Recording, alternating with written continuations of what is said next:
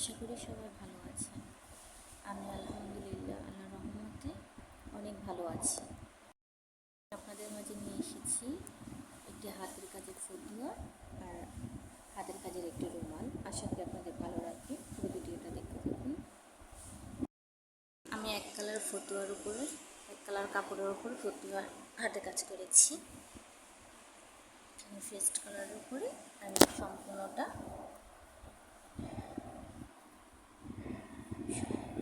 ফুল আর পাতা দিয়ে লতা পাতা দিয়ে নকশা করেছি।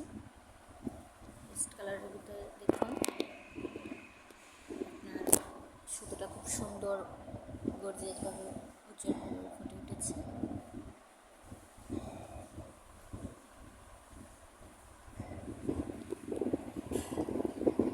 এই কালারের সাথে আপনারা চাইলে যে কোনো কালার বা যে কোনো সুতো দিয়ে কাজ করতে পারেন।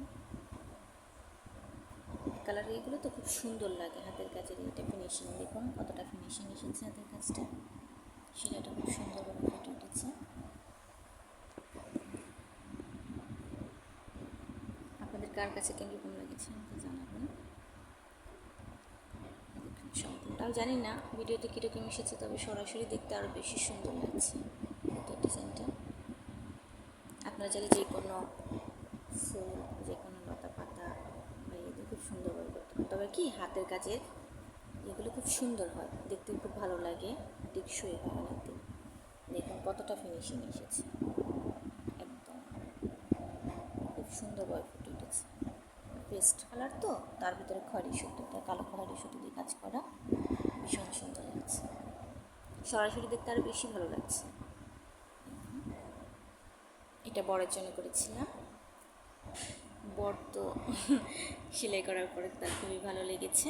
এখন তো সে বলছে সে পড়বে, তাই ভাবলাম আপনাদের সাথে তার আগে একটু শেয়ার করি কার কাছে কীরকম লেগেছে ফতুয়ার ডিজাইনটা আমাকে কমেন্টে জানাবেন। এই হলো রুমালটা। আমি ক্রিম কালারের ভিতরে কাজটা করেছি।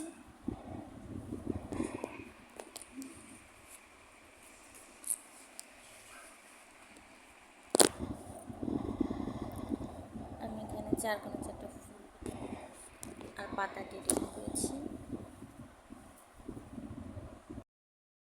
এই হলো সম্পূর্ণ ডিজাইনটা।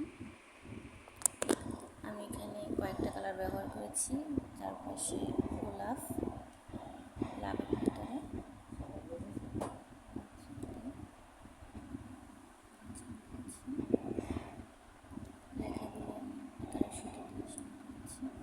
আপনারা চাইলে যে কোনো কালার যে কোনো সুতো দিয়ে খুব সুন্দরভাবে কাজটা করতে পারেন। আর এগুলো এত বেশি সুন্দর হয় দেখতে।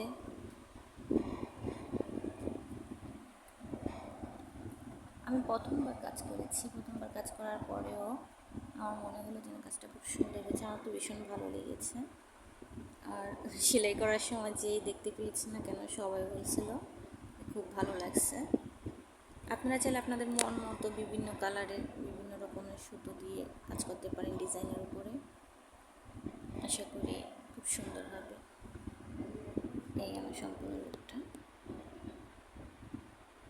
ধন্যবাদ সবাইকে। ভিডিওটা যদি ভালো লেগে থাকে লাইক কমেন্ট শেয়ার করবেন।